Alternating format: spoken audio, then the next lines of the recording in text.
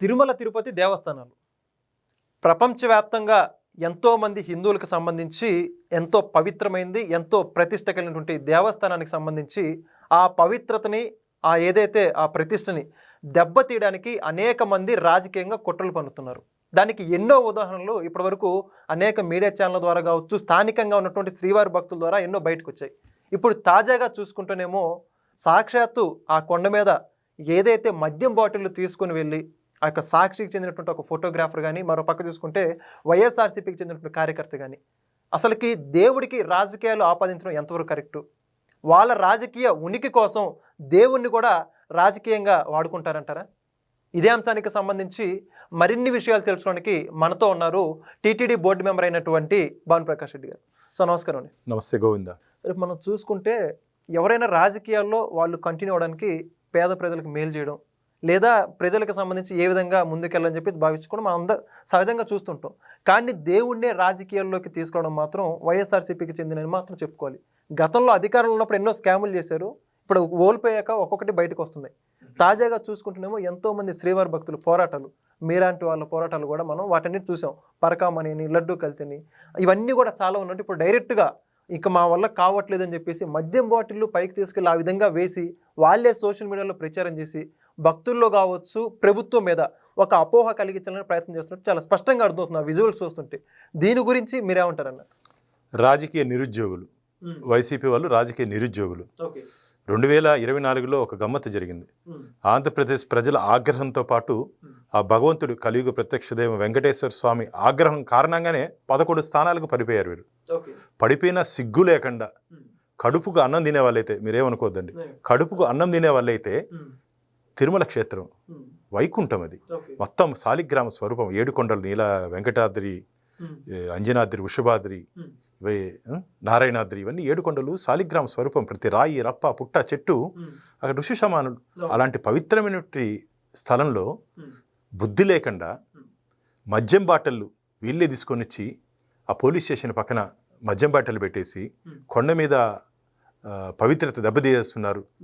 ఈ board, BR Naidu, board members, ప్రభుత్వం, చంద్రబాబు నాయుడు గారిని మా ప్రభుత్వం మీద పడి భక్తుల్లో ఒక భయాందోళనని గురి చేసే దిశగా ఏమో జరిగిపోతుంది కొండలోని. చేసిందన్నీ వీళ్ళండి.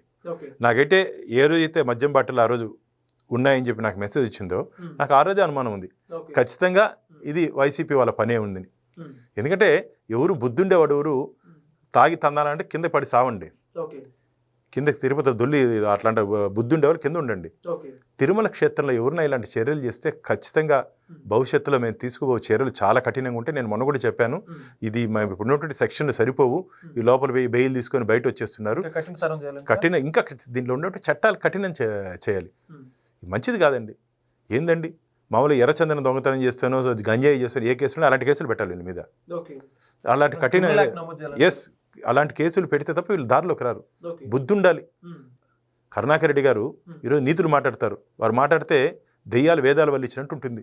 గోశాల నుంచి గోవిందుడి వరకు ఈ 1 సంవత్సర కాలంలో మీరు కానీ గమనించినట్టయితే రోజు అబద్ధాలు.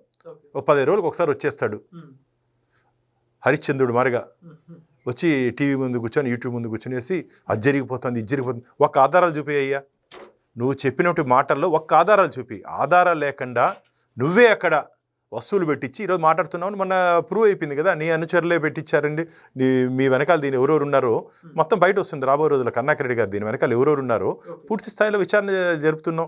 నీ మనుషులు వైసీపీ వాళ్ళు ఉన్నారని చెప్పి ఈరోజు ప్రజలు అంటున్నారు, భక్తులు అంటున్నారు. రాబోయే రోజుల్లో పోలీసులు నిష్పక్షపాతంగా, నేను మళ్ళీ చెప్తున్నా, మేము ఏదో వైసీపీ పార్టీ అనో వాళ్ళ మీద ఏదో కేసులు ఇరికిచ్చారు నేను చెప్పాడు ఆయన. ఈ అభినవ హరిశ్చంద్ర ఉన్నాడు కదా, నిన్న వచ్చి మీడియా ముందు మళ్ళీ మా మీద అక్రమ కేసులు పెడుతున్నారు. ఇది సక్రమ కేసులు. మేము కక్ష సాధింపు ధోరణితో మీ మారికి పనిచేయట్లే, మీ మారిగా ఐపీసీ సెక్షన్లు, వైసీపీ సెక్షన్లు మేము చేసుకోవట్లే. అట్టగాని అనుకుంటే మొదటి రోజు అందరిని లోపల వేస్తుంటాం. ఎవరు తప్పు చేస్తున్నారో వాళ్ళనే శిక్షిస్తాం. కరుణాకర్ రెడ్డి గారు, ఎవరు తప్పు చేశారో వారినే శిక్షిస్తాం. కాబట్టి మందు బాటలు తీసుకొని వచ్చి ఆ పవిత్ర క్షేత్రంలో పెట్టేసి అది ఎక్కడెక్కడ ఇప్పుడు పోలీసు వాళ్ళు ఇప్పుడు బాగా టెక్నాలజీ పెరిగిపోయింది. ఆ మందు బాటల మీద లేబుల్ ఉంటుందట, ఏ షాప్లో కొనుక్కున్నాడు దాన్ని కూడా పట్టుకున్నారు. మనం మొత్తం వచ్చింది. ఆ కారు వచ్చి కారులో వచ్చిన వ్యక్తులు అక్కడే గంట సేపు ఉండి ఆ బాటిల్స్ పెట్టడము, ఇవన్నీ ఫుటేజ్ ఉన్నాయి మా దగ్గర. ఊరికి ఆధారం లేకుండా మాట్లాడట్లే. మీరు ఆకాశం నుంచి మాట్లాడుతున్నారు, మేము ఆధారాలతో మాట్లాడుతున్నాం. వైసీపీ వాళ్ళు ఆకాశం నుంచి మాట్లాడుతున్నారు, మేము ఆధారాలతో మాట్లాడుతున్నాం. అది వాళ్ళకి మాకు ఉన్నటువంటి వ్యత్యాసం. కాబట్టి ఏదో ఇది కక్ష సాధింపు ధోరణితోనో ఏదో జరిగిపోతుందని అది కాదు. వాంటెడ్గా టార్గెట్ తిరుమలతో వైసీపీ పనిచేస్తుంది. అంటే ఎందుకంటారు ఆ టార్గెట్ అని? అంటే హిందూ ధర్మాన్ని దెబ్బతీయడం కోసమా, లేకపోతే వాళ్ళ రాజకీయంగా దీన్ని అయితే ఎక్కువ మంది కనెక్షన్ ఉంటుంది దీని ద్వారా, సో మాకు రాజకీయంగా మైలేజ్ వస్తుందని? నేను అందుకని మొదట్లో అన్న రాజకీయ నిరుద్యోగులని ప్రజలు వీళ్ళని స్వీకరించలేదు. ఆంధ్రప్రదేశ్ ఫ్యాన్ రెక్కలించేశారు. ఫ్యాన్ అంటే వైసీపీ గుర్తు, తిరిగే ఫ్యాన్ రెక్కలించేశారు. తిరిగేదానికి కూడా అవకాశం లేదు. ప్రతిపక్ష హోదా కూడా ఇవ్వకుండా దారుణంగా ఓడగొట్టారు. సిగ్గు లేకుండా నాకు హోదా కావాలి ఎగురుతున్నారు. హోదా ప్రజలు ఇస్తే వచ్చేదయ్యా, నువ్వు అడిగితే వచ్చేది కదా జగన్మోహన్ రెడ్డి గారు. కాబట్టి అవకాశాన్ని నువ్వు ప్రజలు నీకు ఈకండ చేశారు. రాష్ట్రంలో అనేక సమస్యలు ఉన్నాయి, ఆ సమస్యలన్నింటిని అధిగమిస్తూ వస్తున్నాం మేము. కాబట్టి రాజకీయంగా ఎన్డీఏ కూటమిని ఎదుర్కొనే ధైర్యం లేక, రాజకీయంగా మమ్మల్ని ఎక్కడ చూపించే అవకాశం లేక, ఎందుకంటే చంద్రబాబు నాయుడు గారు కానీ, పవన్ కళ్యాణ్ గారు కానీ, మాధవ్ గారు కానీ, మేము ముగ్గురు ప్రజల ఇష్టాలు ప్రజల కష్టాలు తెలుసుకొని పనిచేస్తుంటే ప్రభుత్వం మాది. ప్రజల ఇష్టాలు ప్రజల కష్టాలు, కాబట్టి ప్రజల్లో ఎక్కడ అసంతృప్తి లేదు. రాజకీయంగా మమ్మల్ని ఎదుర్కొనే అవకాశం లేదు వాళ్ళకి. ధార్మిక క్షేత్రంలో కొండ మీద చీమ చిట్టుకోమనే ప్రపంచం మొత్తం నివ్వెరిపోతుంది. అదొక సెంటిమెంట్. ఈరోజు కలియుగంలో హిందువులకి ఆధ్యాత్మిక రాజధాని. కాబట్టి ఆ క్షేత్రంలో ఏదైనా జరిగితే ప్రజల మనోభావాలు దెబ్బతింటే దాన్ని పట్టుకున్నారు సెంటిమెంట్గా. ఆ సెంటిమెంట్ ఇష్యూని పట్టుకుని రాజకీయంగా మమ్మల్ని ఎదుర్కొనే ధైర్యం లేకుండా ఆ సెంటిమెంట్గా ఇట్లా జరుగుతుంది, ఈ ప్రభుత్వం మీద మసి పూయాలనుకుంటున్నారు. వారికి అర్థం కావట్లేదు. వారు ఒళ్ళంతా ఆంధ్రప్రదేశ్ రాష్ట్ర ప్రజలు మసి పూసేశారు.